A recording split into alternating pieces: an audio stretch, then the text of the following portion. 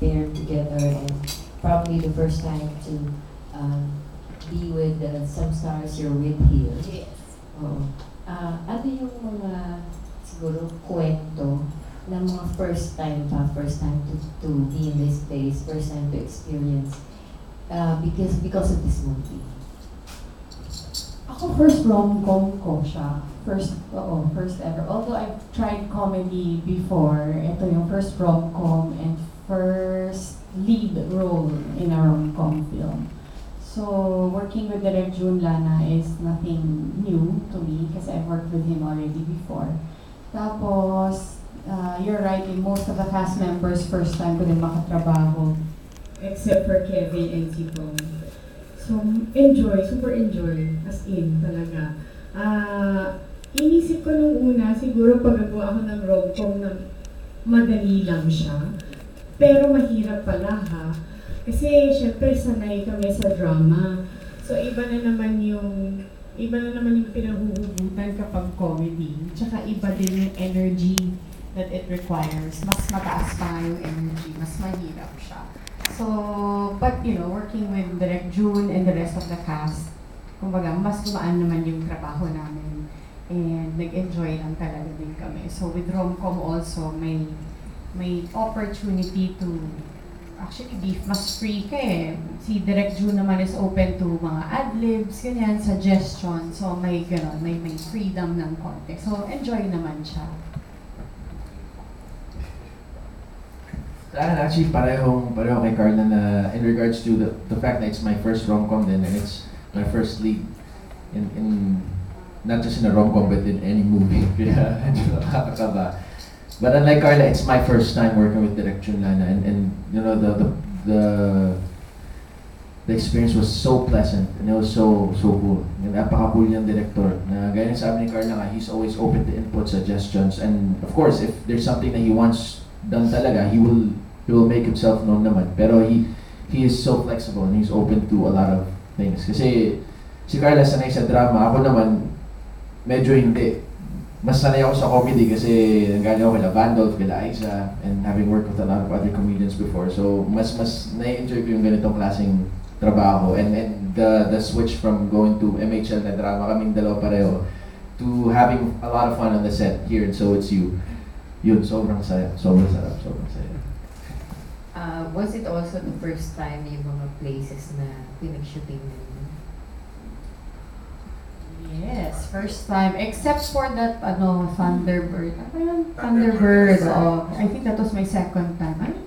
Yeah, second time ko doon. But mostly like in Alabang, sa San Juan, Baguio, syempre. First time na ko napuntahan yung mga lugar na yun. So, okay din naman. Kasi mas nakadagdag, mas naging mahula yung movie. Parang ang dami namin napuntahan. Parang ang daming travels, ganyan. So very very pleasant siya sa mga mata kasi colorful, tas ang daming textures, gano'n. Si Sir Tom naman po. Sir. Akala ko sister, di ba? Kasi it's the first time po ba sa inyo? Okay, teka. Ano, masakit? Masakit? Okay lang. Okay lang ba? First time mo bang maging sapatero? Did it also help you get to know more about shoes and ladies? Actually, it was my first time and I did learn a lot kasi kung saan kami nag-shoot, sa Marikina, pagawaan talaga. So medyo nakikita ko rin yung sistema kasi yung mga kasama namin hindi po yung mga talents. Mga totoong sapatero, mga empleyado doon. Kaya nakikita nung na rin ako kung ano yung mga proseso para or at least pag mag-a-adlib ako para at least alam ko kung ano yung sasabihin ko.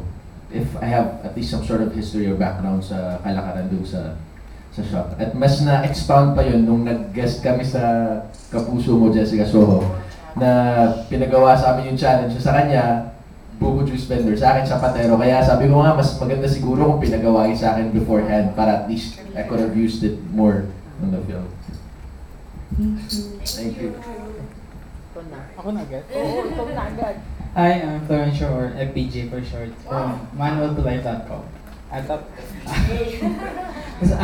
yung question ko is, kasi you're fresh from My Husband's Lover. then and nag-shift kayo into a different genre which is comedy. So, ano yung parang pinaka-wackiest na ginawa nyo for a rom-com? Kasi Carla, it's your first time doing a rom-com. Tapos si Tom, medyo sanay na. Pero ano yung mga challenges na parang kailangan kong gawin para mapatunayan na comedic at romantic at the same time yung movie? Actually, ako yung kilig. Yung kilig-kiligan. I'm sure nakikita niya naman sa trailer kung paano kiligin si Lyra, di ba? Tumatalon, she makes sounds sa ang taas-taas ng pitch. Eh si Carla hindi naman ganun kung kiligin. Si Carla pag kinikilig may biglang lumilipad, either sapatos or pillow, whatever. Meron ako nahahagis sa kilig minsan. Pero hindi ako tumitili ng gano'n, tapos tumatalon-talon pa ng gano'n, or kung ano-ano. So, so yun, doon ako nahirapan in all fairness of all the things talaga. Kasi kahit pa paano sa So It's You, may mga crying scenes pa. Yun, sige, okay, sanay tayo dyan. Pero in all fairness, sa lahat, doon pa ako nahirapan, doon sa kilig. Kasi number one, sobrang taas ng energy. Number two, I don't know why, pero yung pinakamataas na energy na ni Carla, apparently hindi enough kay Junla na talaga. As in, lagi niya ako pinupush na more pa. And number three, kasi iba pag kinilig si Lyra kay Carla. So, doon pa ako nahirapan of all things, doon sa part na kinikilig siya. Ayun na rin yung wacky kasi hindi naman ako nag-make face, hindi naman ako animated, yung ganyan. So, imagine mag-good morning, good morning fabulous world ka na nga lang, parang tatalong ka pang ewan. Panoorin na lang nila mamaya. Manonood po ba kayo mamayang gabi? Wala kaming ticket. Extra dyan! Ay, galing ko to! Singilin nyo! Meron ako extra just in case. Wala pala yung siya maibigay. Tsaka ang tawag dito, yun, sabihin ko sana, panoorin nyo na lang mamaya. But anyway, if in case, well, when the movie comes out at mapanood ninyo yun, makikita nyo yung ibang-iba si Lyra kay Carla. Tama na sample. Gusto nila mag-sample daw ako. So sabi ko sa kanila, manood na lang sila. Doon nila makikita. So doon na, yun yung wackiest, I guess. Yun yung challenge. Sobrang animated, nag-make face, yung mga gano'n. Tapos sanay ako na kapag acting kasi... Oo, ilang beses ako napaos, yung may pitch ng boses, ganyan. Kahit hanggang dubbing na ng pelikula, paus pa rin ako. Ganun kalala yung pagkapaos ko na may mga 1 month gap. More or less. Mas lumalim pa boses niya sa akin. Buti na lang kahit paano bumabalik na. And nagkaroon ako ng node sa throat dahil sa pelikulang So It's You. So yan, buti na lang kahit paano nagagamot na siya.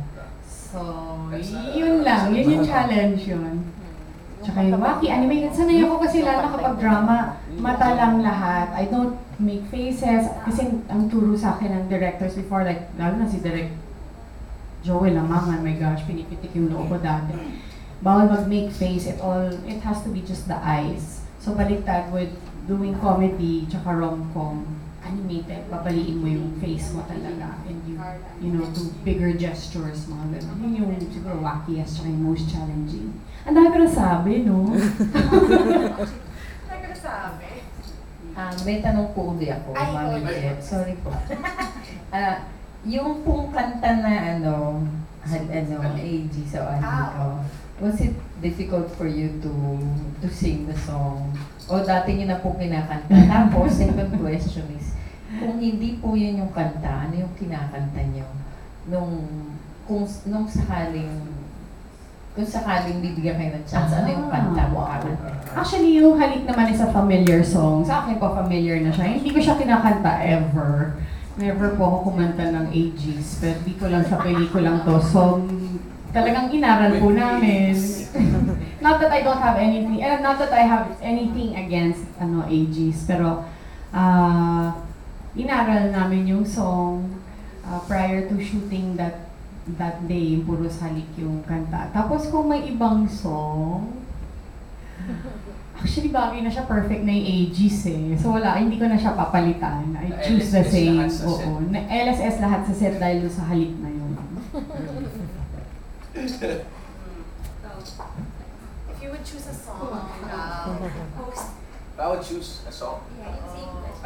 Actually sa akin, the song hits it perfectly. Kasi yung point ng song naman is about their past loves na yun nga, yung difference lang siya, hindi makaget over, ako gustong mag-move on. Pero both sila, they feel slighted ng mga ano nila, parang ex-lovers nila.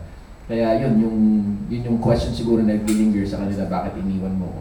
Kaya sakto yung kanta. Napaka naman boses ko. Yes, good afternoon. Congratulations sa movie ninyo, So It's You. I'm Jing Javier, Amazing Dream for Life, that vlogs pa.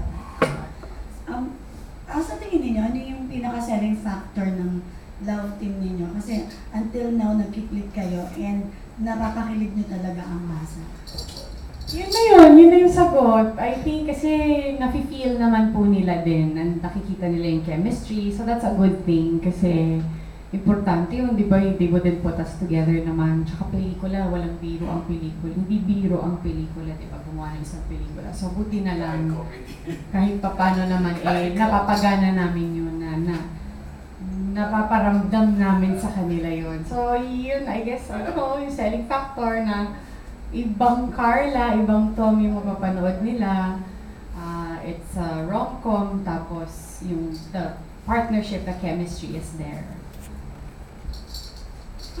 While you were shooting the movie, kasi something has happened to you, di ba, na hindi naman talaga inaasahan. So, paano ka nagkaroon ng motivation to portray your role na since this is a rom-com, di ba? Paano mo siya na-handle? Hindi ko po alam, pero kinaya ko siya sa totoo lang. Although during the first few shooting days naman po, I was preoccupied with other things, so many other things.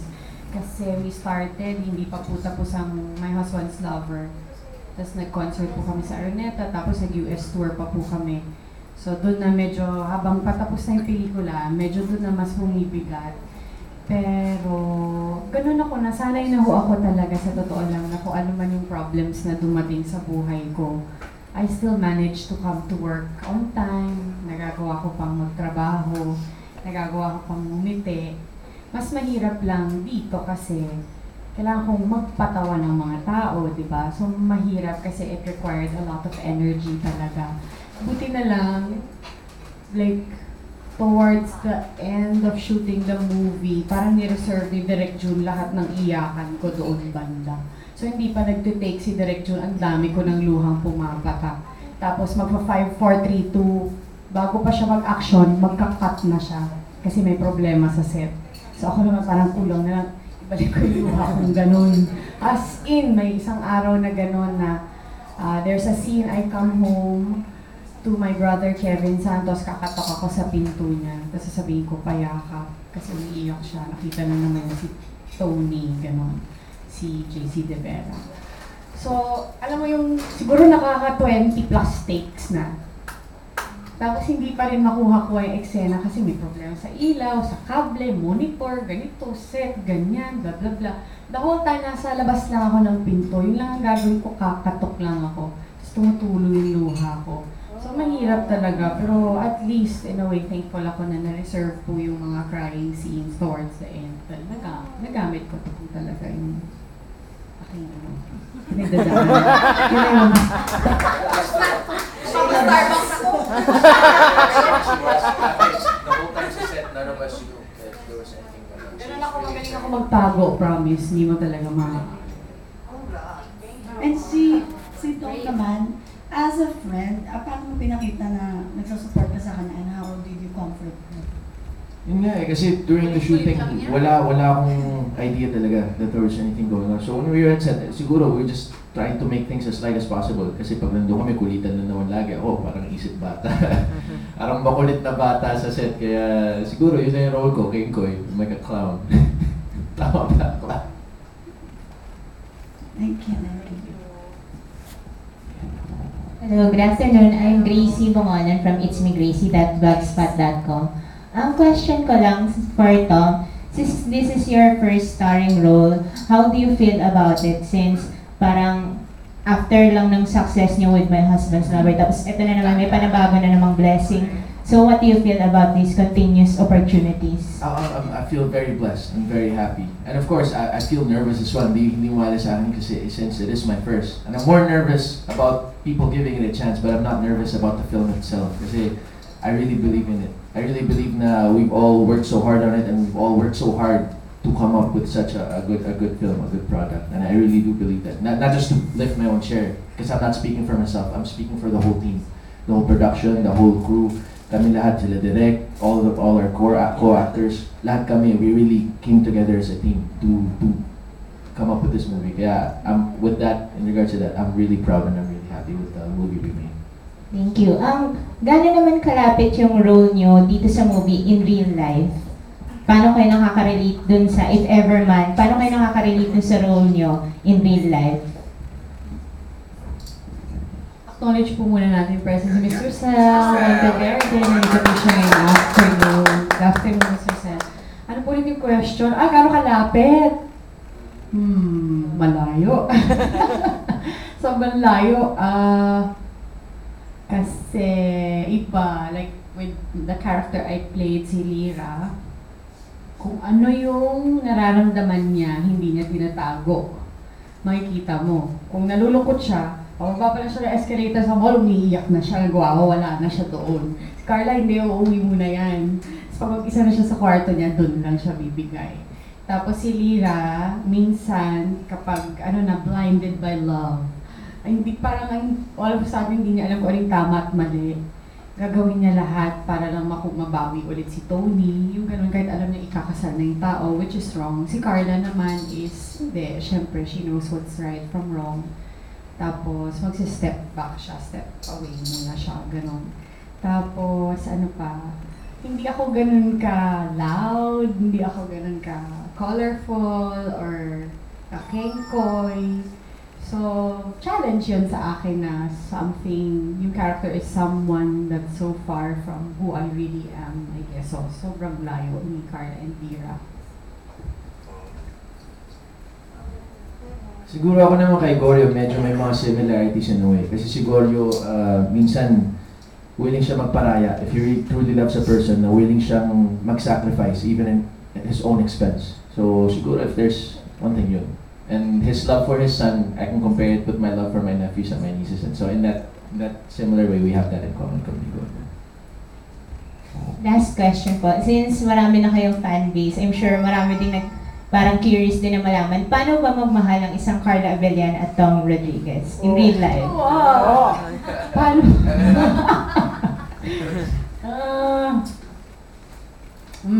Nasabi, actually, I've answered that question many times before. Si Carla, kapag nagmahal, ibibigay niya lahat. Hindi siya nag-hesitate. Ibibigay niya lahat, but she leaves some for herself.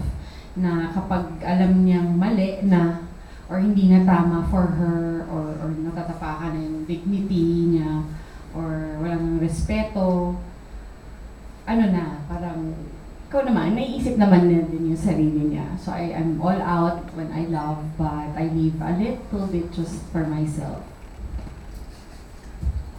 Thank you, yung next. Parang mawalang originality na niyan. Kukopen ko lang sa gusto.